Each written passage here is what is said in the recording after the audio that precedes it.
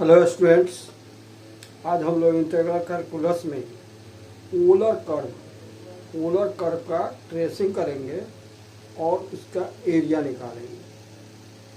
Question जो दिया हुआ है वह एक कार्डोइड का इक्वेशन है, पोलर इक्वेशन, जिसका ट्रेस करना है और एरिया निकालना है। तो आइए, तो फर्स्ट ऑफ ऑल हम लोग सीखेंगे ट्रेसिंग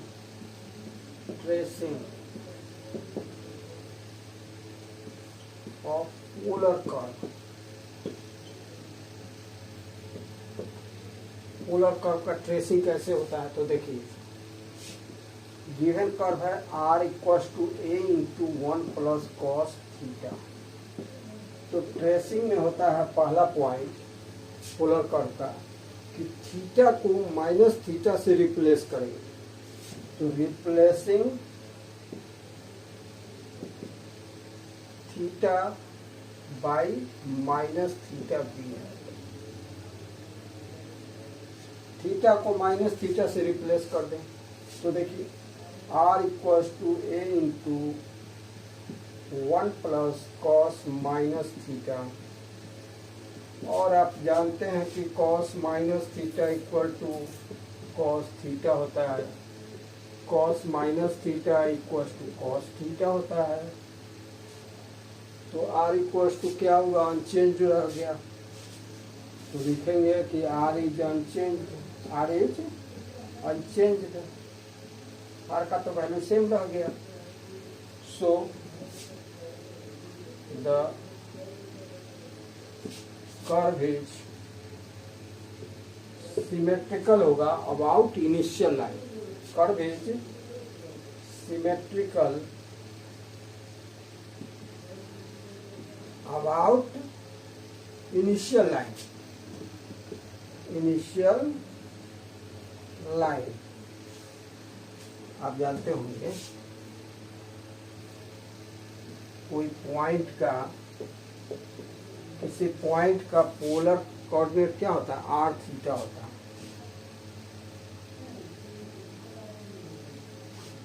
इस लाइन को हम इनिशियल लाइन कहते हैं, इनिशियल लाइन। इस एंगल को हम वेक्टोरियल एंगल कहते हैं।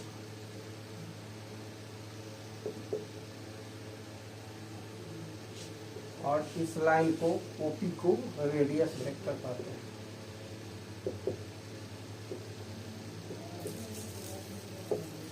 और ओ को क्या कहते हैं, हम पोल कहते हैं।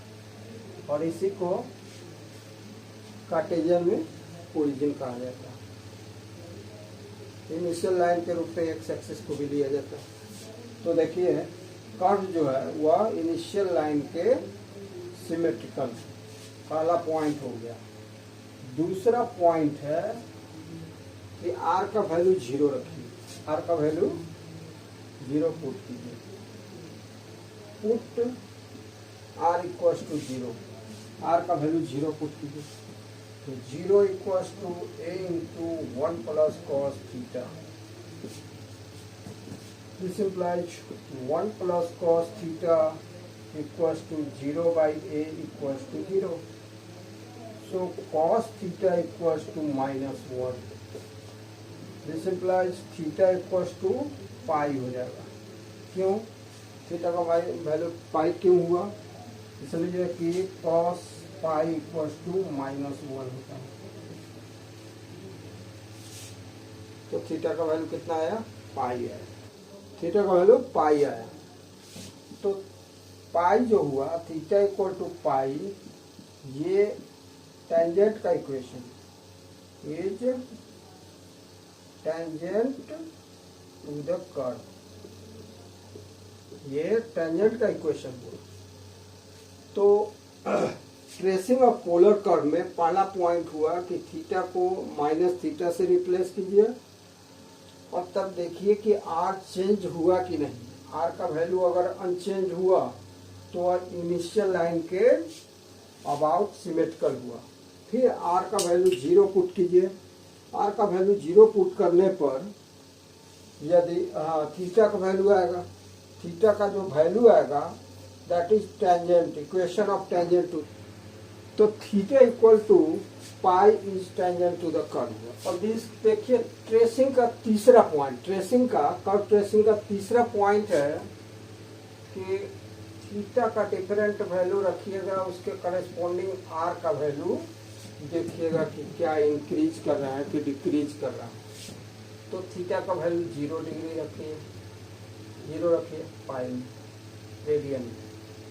उसके बाद या डिग्री में 0 degree, 30 degree, 60 degree, 90 degree, 120 degree, फिर 180 डिग्री, ऐसा ले लीजिए, डिग्री में ले लीजिए थीटा का वैल्यू।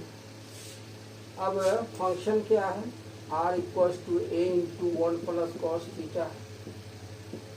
तो देखिए थीटा का वैल्यू 0 रखिए, तो theta equals to 0, then r equals to a into 1 plus cos 0 degree. Cos 0 degree तो 1 होता है, 2a होगा। तो थीटा का वैल्यू 0, तो r का वैल्यू 2a। आप बढ़ते जाइए 2। अगेन थीटा का वैल्यू 30 डिग्री, तो r का value a into 1 plus cos 30 degree. Cos 30 कितना होता है, कॉस 30 तो होता है √3/2। कॉस 30 का वैल्यू √3/2 होता है। तो a इंटू 1 प्लस 1.732 में 0.86 आ रहा है,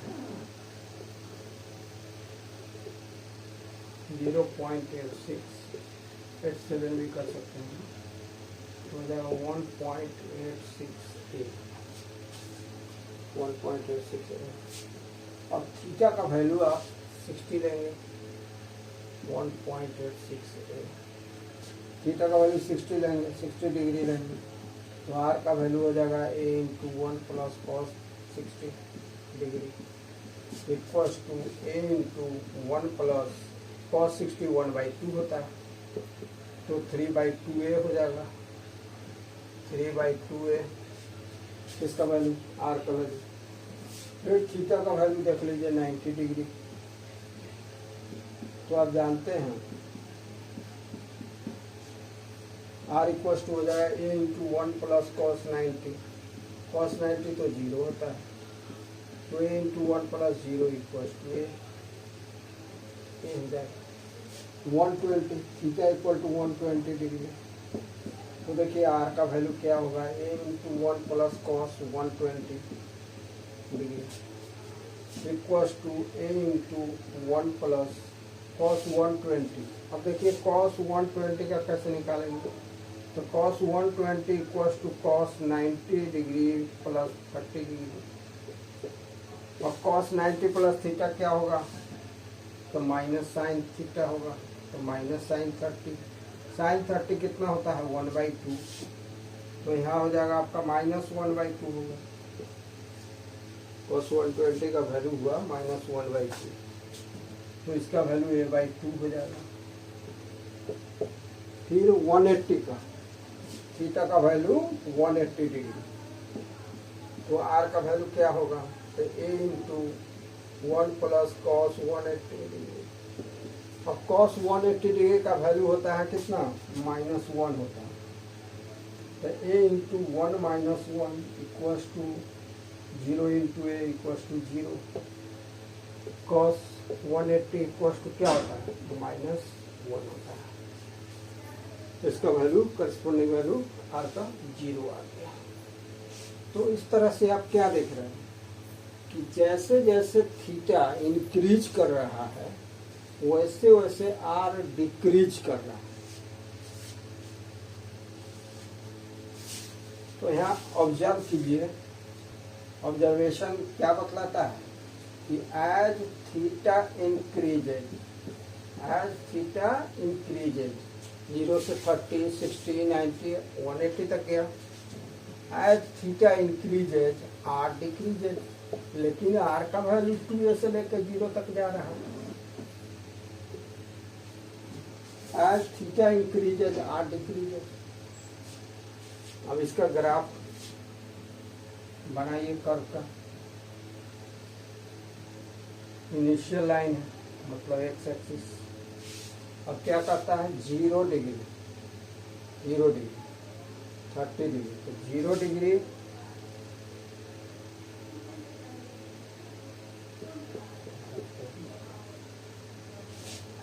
अब देखिए तो 0 डिग्री पर कितना है आर का वैल्यू 2 है। आर का वैल्यू इस पर होगा, ये एंगल होगा थीटा। तो देखिए ये हो गया 2 है, ये पॉइंट है।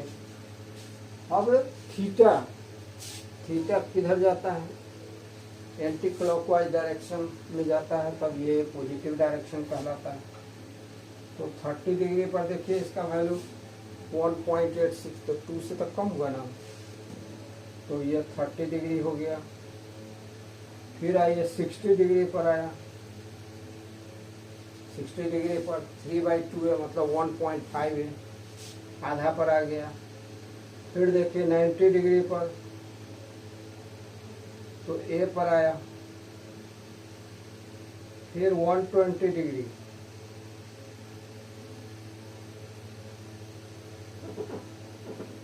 देखिए ये आपका है 60 डिग्री,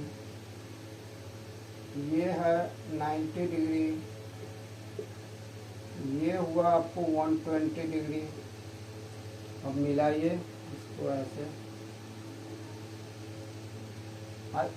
180 डिग्री पर क्या हो जाएगा 0, तो जो वैल्यू 180 हो जाएगा तो 0 आ गया। फिर इसी तरह से अब हम 180 डिग्री के बाद 210 डिग्री ऐसे करके 360 पर जाएंगे, या इसका निगेटिव जाएंगे तो क्या होगा इस तरह का मिलेगा। तो इसको कहते हैं कार्डोइड। इस तरह के ग्राफ को कार्डोइड कहते हैं। ये पोलर ग्राफ है, और आपने देखा कैसे कैसे निकालते हैं। तो पहले हम ट्रेस करते हैं, ट्रेस करने में थीटा के बदले में माइनस थीटा रखने पर अगर अनचेंज रह गया तो इसका मतलब है कि सिमेट्रिकल अबाउट इनिशियल लाइन है। उसके बाद आर का वैल्यू 0 रखते हैं, थीटा का वैल्यू आता है, थीटा का वैल्यू आता है वह टेंजेंट का इक्वेशन देता है। तीसरा में है कि थीटा का डिफरेंट वैल्यू रखेंगे इंक्रीजिंग वे में, और आर का वैल्यू ऑब्जर्व करेंगे कैसा आता है, डिक्रीजिंग है कि इंक्रीजिंग है। तो यहाँ देखने पर आया था या थीटा इंक्रीजिंग है तो आर डिक्रीजिंग है। तो इस तरह का ग्राफ आया, इसको कहते हैं कार्डोइड। अब इसका एरिया निकालना, एरिया ऑफ द कार्डोइड,